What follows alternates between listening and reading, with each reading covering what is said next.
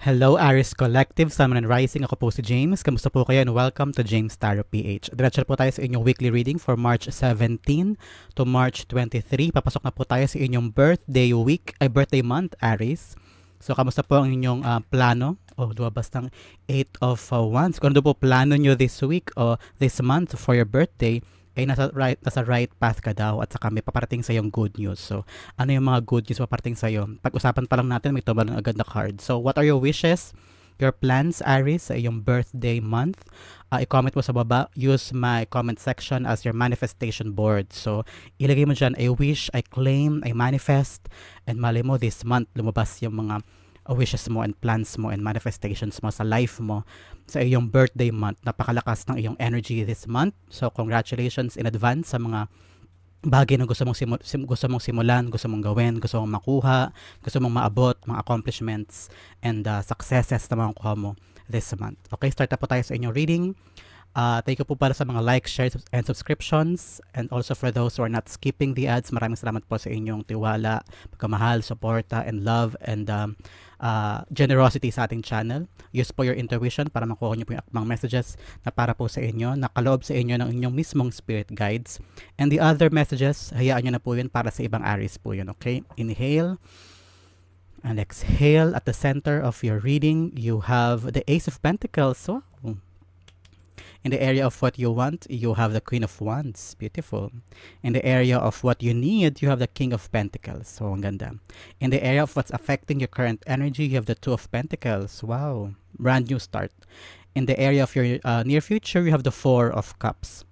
In the area of your challenge this week, Aries, you have the Ten of Pentacles. In the area of your fortune, you have the Four of Pentacles. Wow. In the area of your divine advice, you have the Two of Cups and the Nine of Pentacles. Beautiful. Ang daming pentacles, ha? And your outcome this week, Aries, you have the Eight of Pentacles. Beautiful. Kaperahan, work, stability ang nasa life mo this week. Congratulations. Ang ganda ng pasok ng iyong birthday month, Aries. At the bottom of your deck, you have the Queen of Cups. Anything and everything daw na pinapahalagahan mo, yung malapit sa puso mo, whether family members, karelasyon, trabaho, passion project, o kaya ay sideline o negosyo, I'm seeing here na kailangan mo daw ituon yung buong atensyon dyan dahil yan ang magpapaligaya sa'yo. Yung complete happiness ang kailangan mong hanapin this week, Aries. At ano yung mga yun? Dig deep. Isipin mo mabuti, pahalagahan mo sila, wag mo i-take for granted, and kung yan ay para sa'yo, I'm seeing na hindi yan mawawala sa'yo o hindi yan it will not pass you by. But at the same time, the God, the heavens above, your ancestors, our spirit guides, are really testing you kung gaano mo ba gusto at kung gaano mo pinapahalagahan yung mga kaloob nila. So it's really a time for you to reflect. Ano yung mga importante sa iyo, ano yung dapat mong i-let go, ano yung mga dapat mong pahalagahan so that makip mo bountifully yung mga bagay na para sa iyo. Okay? Start na tayo. At the center of your reading, you have the Ace of Pentacles. I'm seeing here a new opportunity is gonna come to you. Naaalagaan mong mabuti. Parang bunga to ng mga, I don't know why, bunga to ng sakripisyo, bunga ng pagiging martir din, bunga ng mga bagay na iniwan mo before and nag-focus ka sa bagay na yon and you're getting a reward, getting a new, I'm seeing a new life cycle for you. Para merong bagong leveling up sa buhay mo. Whether na-acquire mo tong trabaho ito dahil meron kang natapos na skills o kaya natapos na seminar o kaya natapos na parang anything that requires you to level up on a certain skill level, bibigay sa iyo ng opportunity. Halimbawa, promotion o mabibigyan ka ng bagong position somewhere o kaya I'm seeing here getting the desired job na pasok sa criteria mo. For others, for other oldies Aries, I'm seeing here para meron ko ng bagong pagkakaabalahan na doon mo ibubuhos yung iyong buong atensyon, oras para hindi ka na rin hindi ka nabobore sa iyong maghapon. Para sa mga Aries oldies natin dyan, I'm seeing here a new opportunity na darting sa life mo na malilibang ka, ganyan. But for others, it's really something, parang answered prayer, something, a goal, an opportunity, a blessing, na talaga ikakatuwa mo because it's gonna lead you to your higher purpose, your higher goal. Ano ba yung ultimate goal mo? Ito yung start, ibibigay sa'yo. Okay, kung ano gusto mong mag-abroad, meron an opportunity this time at yun ang mag-lead sa'yo pa-abroad. Okay? The Ace of Pentacles being clarified by the Two of Swords. So, this requires a choice. Kailangan mo daw piliin ito o kailangan mong mag-decide whether leaving other job or i-welcome mo tong bagay na to o kaya trying to be risky this time. Parang stepping out of your comfort zone, stepping out of your safe space. Parang this time kung gusto mo magkaroon ng magandang bunga, itong paparating ng opportunity, sumugal ka, ang gawin mo yung mga bagay na hindi mo ginawa before. Ito yung panahon na parang itetest din yung kakayahan mo at yung kung gaano mo kagusto yung isang bagay. So, the choice is yours. Parang bibigyan ka ni God ng power this time to really take control of your life. This or that. And kailangan mo rin to pag-isipan. Put your whole heart on this thing. Mag-focus ka and you will get I'm saying use your intuition.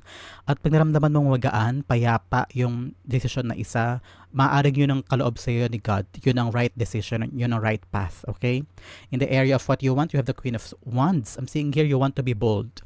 You want to be courageous. Gusto mo ng maging confident sa sarili mo. Yung self-love, yan.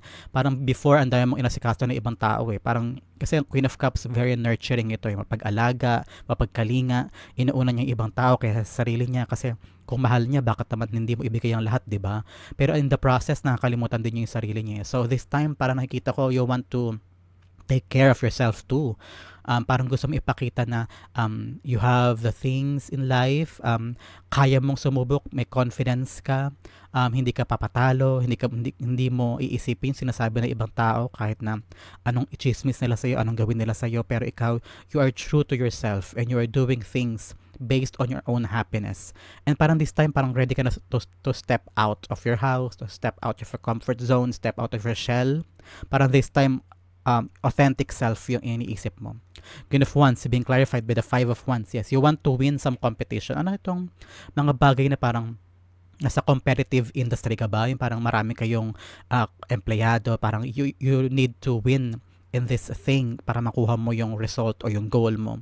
And I'm seeing here, nandun yung mind mo, no? Nandun yung parang ang focus mo this time is to step up and parang mag-shine ka para mas makilala ka, mas makita ka, mas marinig yung boses mo, marinig yung idea mo, makuha nila yung opinion mo at paniwalaan ka nila this time pansinin ka na, marinig yung boses mo, marinig yung hinanakit mo. I'm hearing that.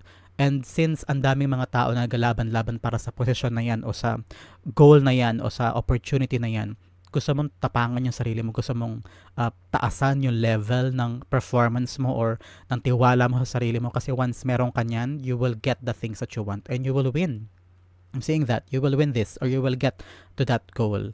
In the area of what you need, kailangan mo doon ng King of Pentacles energy. Yan ang sabi sa'yo ng spirit guides mo. Lakas ng loob mo, kailangan mo mamili. Pero ito ang kailangan mo daw practical ka. You need to have this king of wealth energy na parang everything I touches turns to gold. Huwag kang manghinayang. I'm seeing here na take a calculated risk. Aralin mo mabuti kung paano mo makukuha, kung paano mo magagawa yung plano mo na pabor sa'yo rather than sugod lang sugod. Laban, ito ginagawa nila, ito rin gagawin ko. Pero hindi mo pinag-aralan. So, King of Pentacles is saying here, if you want to get that goal, make sure na aaralin mo siya step by step. Magkaroon ka ng calculated na atake sa isang bagay para makuha mo siya. Okay? Sigurista kasi si King of Pentacles eh. Hindi siya basta-basta magbibigay ng pera o ng effort niya o ng time niya sa isang bagay na hindi niya alam, na hindi niya sigurado kung may makukuha siya o may mahihita siya sa bagay na yun. So, he makes sure na yung result ay makukuha niya, na yung goal point na aatakihin niya ay mapapasa kanya. Kaya kailangan dahan-dahan, you have this meticulous plan, your intentions also, and also your, dapat yung plano mo ay attainable at kaya mo siya, di ba? King of Pentacles being clarified, there are Seven of Wands, yes, proving yourself to other people na yes, kaya ko to. I have everything that I need para gawin yung task o yung challenge o kaya yung goal ko this time, this week o this month. I'm saying this month kasi papasok pa tayo sa birthday mo, Aries eh. So I'm saying talaga, this time is for you to also have this peace of mind. Kailangan daw payapang isip at puso mo. Kahit ang daming triggers, kahit ang daming nag-chismis, ang daming nag-trigger sa'yo na gawin mo to, gawin mo yan, o kaya pinopoke yung peace and quiet mo, and kailangan daw buo ka sa loob-loob mo para mag-focus ka sa bagay na mas importante. Yung alam mo na lalago yung bagay na yun at mahalagang mahalaga sa'yo, kaysa mag-focus ka dun sa mga tao na drama at conflict lang ang hatid sa'yo, diba? O kaya kaguluhan lang. So time for you to take and put your boundaries against other people in order for you to focus on the goals and the achievements and abundance na kailangan mo sa life mo. In the area of what's affecting your current energy, meron Two of Pentacles. Parang this time, you want to end na yung parang juggling for different things. Parang hirap na hirap ka na sa dalawang bagay na nag-uumpukan sa'yo, whether trabaho at pamilya o dalawang trabaho o negosyo at trabaho. Kung halimbawa may sideline ka dito to gain extra money and then meron ka pang regular job, parang hirap na hirap ka ng pagsabayan, pero kinakaya mo because you have this goal, you have this opportunity na darating sa life mo na kailangan mong pagpilian kung alin dyan ang dapat mong gawin. But since meron kang pag-juggle, hirap na hirap ka, parang ito ba, ano bang gagawin ko this time? Ang dami-dami kong responsibilities, ang dami-daming bills, and ito yung nakaka-apekto sa new opportunity na paparating sa iyong life. I'm seeing here na parang ready ka na to step forward. Ready ka na to level up. And hindi ka na nagkakasya sa mga dati mong ginagawa. Parang exhausted ka na masyado, pagod ka na, and you want something new. You want a new opportunity or a new venue para sa life mo. Two of Pentacles being clarified by the Three of Swords. Yes, I'm seeing here your heartbreaks, your pains, your sorrows. Sobrang hirap na hirap ka na nga dito. Tama yung aking predictions, and saka na-sense ko kanina na parang ang hirap na ng balancing ginagawa mo. I'm seeing someone na pagod na yung isip, hindi na makatulog, na-apekto na yung mental health, pati physical health. I'm seeing someone struggling so much, and parang walang nakikinig sa'yo, o wala man lang lumalapit sa'yo. Okay ka lang? O wala man lang tumitingin kung okay ka lang ba, kung kamusta ka na, kamusta ang health mo, masaya ka ba ngayon, ganyan. So ang daya mong sinasakripisyo for other people, and yet they are not checking on you, o hindi ka nila masyadong pinapahalagahan. Kaya gusto mo na ng bagong opportunity, whether manalo sa loto o kaya makatanggap ng gantong magandang trabaho na may sapat na sweldo, so that makapili ka na at makaalis ka na dun sa mga bagay na alam mong hindi na para sa'yo pero kinakaya mo lang kasi it's for the family or it's for the people that you love. It's for the stability of your life. In the near future, you have the Four of Cups. I'm seeing here a new opportunity is gonna come to you. Medyo bored ka na at sawa ka na nga sa mga nangyayari sa life mo, o kaya hindi ka na masaya sa mga tao sa paligid o sa trabaho or the energy sa paligid mo. Parang hindi na to para sa akin, ayoko na, pagod na ako, ito na lang ba, wala na bang iba, I'm aiming for something else, ito ang gusto ko, ito yung pangarap ko, bakit hindi ko maabot, bakit hindi ko pa makuha. So Four of Cups is telling you, ibibigay siya sa'yo ni God, malapit na, kailangan mo siyang abangan. Now is the right time for you to be grateful, to see the beauty in everything. When I say see the beauty in everything, yung lahat ng binibigay sa'yo ni God na mga oportunidad, tanggapin mo, magalak ka, be appreciative, thank Him, and tell Him na thank you po, kahit gano'n to kaliit, kahit hindi ko pa nakukuha yung gusto ko, thank you po. Kasi yan ang ingredient for attracting and mga magnet mo na yung prosperity, yung luck, yung swerte, yung manifestations ng mga pangarap mo.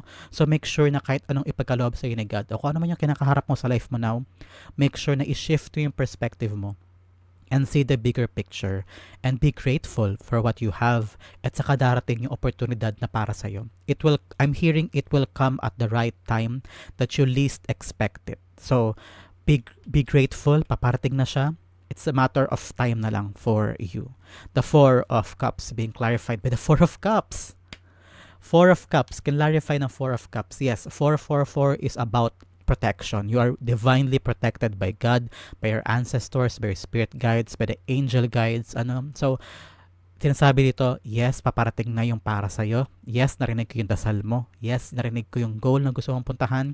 You're asking for it and it will be given to you in God's perfect time. So, abangan natin in the near future. Kung kailan ibibigay ng God, I'm hearing 4 weeks, 4 months. Yan ang tabayanan mo yan, Aries. In your challenge this week, you have the Ten of Pentacles. Ano to mga tinatrabaho mo for the long run? Meaning, yung gagawin mo, hindi lang now, hindi lang next month, hindi lang next year, pero yung pangmatagalan. Yung stable na trabaho o kaya stable na negosyo or something na alam mo na mapakinabangan mo para sa buong pamilya mo at aalagaan mo at lalago for your whole family.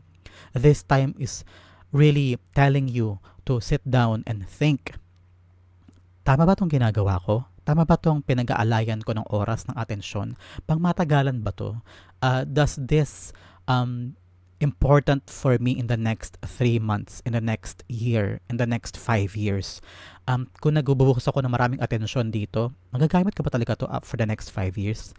Para sa akin pa ba talaga to? Mali ba yung mga bagay na binibigyan ko ng effort? Yan yung mga question mo this week. So make sure na yung mga pinaglalaanan mo ng oras, pawis, atensyon, effort, pera ay pangmatagalan at yung magagamit mo in the long run, whether pang pension mo o kaya nag-iipon ka for a house, hindi yung bili ka lang ng bili ng kung ano-anong material, pero iniisip mo, teka, baka hindi ako nakakapag-ipon for my retirement or for my pang-aral ng mga anak ko for their college. So mga ganun. So make sure that you're also thinking sa future in the long run. Okay? The 10 of Pentacles being clarified by the 2 of Wands. Yes, this is about your vision. Medyo nadidistract ka na this time, Aries, sa mga bagay na kailangan mo pagtuunan ng tama o pagtuunan ng pansin. Have this clear vision of what you really want to have in your life. Plan ahead. Dapat malinaw sa isip mo kung ano yung mga plano mo, hindi lang para sa iyo pero para sa pamilya mo. In the next 3 years, ano ba nakikita mong vision para sa sarili mo? Nasaan ka na dapat in the next 3 years? In the next 2 years? Are you planning to go abroad? Kasi I'm seeing here traveling. So, kung plano mo traveling, make sure kung nasa plano mo ang pag-travel, whether travel ng a different city, different country, make sure na meticuloso mong pagpaplanuhan yan kasi makaka-apekto yan sa iyong pangmatagalan na stability sa life, financially mo at saka sa family mo. So, this is the right time for you to make plans. Okay? Seriously. In the area of your fortune, you have the 4 of Pentacles. Yung mga bagay na mahalaga sa'yo, you're holding on to the things na important sa'yo. I'm hearing hindi ka masyadong magastos, hindi ka titipid ka eh. So, parang masyado mong iniingatan yung mga mahal ka sa'yo. I'm seeing you now having this stability in your life. Medyo, kasi nasa era siya ng fortune eh. So, meron darating sa yung opportunity this time na mag-aalaga sa mga bagay na to. Halimbawa, gusto mong bumili ng bahay, kotse, merong opportunity na darating this time para mag-alaga sa mga yun, mag-impok ng pera para sa bagay na yun. Kung gusto mong makapaglagay na ng pera sa bangko, makaipon, ganyan, o makabili ng health insurance, ganyan. So, there will be something that will give you this monetary security, parang financial stability sa life mo. So, congratulations. Since sa era siya ng fortune, merong paglago at saka merong bagay na parang, ay, payapa, mapapangalagaan ko. Guarded yung mga important sa'yo, yung mga material things sa life mo. So the 4 of Pentacles being clarified by the Judgment. Yes, this is an answered prayer, an awakening, something na parang pinagdasal mo, parang yes, God, thank you. Thank you po dumating siya kasi mababayaran ko na po yung 3 buwan kong utang. Yes, thank you po, may panghulog na ako sa bahay. So this is an answered prayer, something na dinasal mo na nakaraan at may pangbigay ka na, may panghulog ka na, may isasapat ka na dun sa mga pangailangan na you're holding on tightly kasi yun ang importante sa'yo. So congratulations. I'm hearing talaga may panghulog ka na for something o meron ka ng pang-ikot. Kung kailangan mo ng capital this time, yan darating na siya. In the area of your divine advice, you have the 2 of Cups and the 9 of Pentacles. I'm seeing here na kung ano daw yung mga opportunity na darating sa'yo, whether love or agreement sa negosyo, meron ka ng kasosyo or a contract because 2 of Cups also about signing contracts. So make sure na kung may pipirmahan po kayong contract this week, basahin mo mabuti, make sure that everything ay naiintindihan mo at hindi ka nasa losing end, okay? I'm seeing here na enjoy daw the things na paparating sa'yo. Make sure na hindi mo nakakalimutan ng sarili mo in the process because you're giving too much eh. You're giving too much to other people. Parang inuuna mo sila, inuuna mo yung kaligayahan nila. Nakikipag-compromise ka just to make sure na may peace, may harmony, lahat ay meron, wala nang drama, wala nang conflict.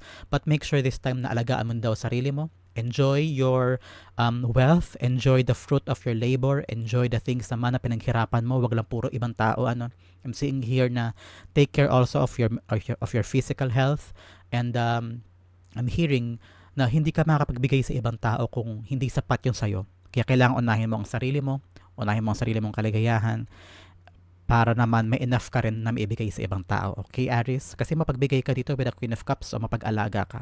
Ang iyong outcome na 8 of Pentacles, pag-usapan natin later. Let's have additional messages from the Divine. Una, we have number 11, butterfly spirit. Kung importante po sa inyo number 11, convertin nyo po yan, or significant number sa life mo. This is a confirmation that this message is for you. Butterfly, kung nakita po kayo ng butterfly anywhere, whether pictures, personal, or internet, this is a confirmation that this message is for you. Transformation is beautiful. So kami pagbabago sa life mo, especially here, with a Three of Swords, gusto mo na matanggal itong juggle na to. You have a choice. Yung opportunity is here. You're waiting for something new at paparating na siya because something is transforming in your life.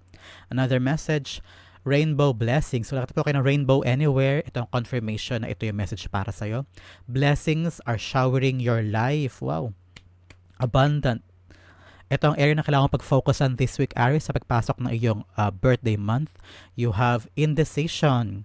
I use my intuition in all aspects of life. So ano yung mga bagay na nahihirapan ka mag-decide this week? Iyan ang mga bagay na kailangan mong pagtuunan ng pansin. Like I've said here, may opportunity darating. Kailangan mo mamili. Kailangan mo mag-decide. A choice is required. So may mga indecisions ka daw. Parang this time, take risks. Huwag kang maratili sa comfort zone, sa safe space. For you to acquire yung mga bagay na gusto mo, kailangan mong subugal. Okay? Your outcome, you have the Eight of Pentacles, working on your expertise, your skills. Parang this time, parang magiging abala ka sa mga trabaho. So, may mga pag-acquire ng mga gandang posisyon. Matatanggap ka na sa abroad, ganyan. May darating na approval. I'm seeing here yung inilalakad mo na papeles, ayan na. If you're working on your self-improvement, ayan, may development. Matutuwa ka kasi meron ditong trophy, oh.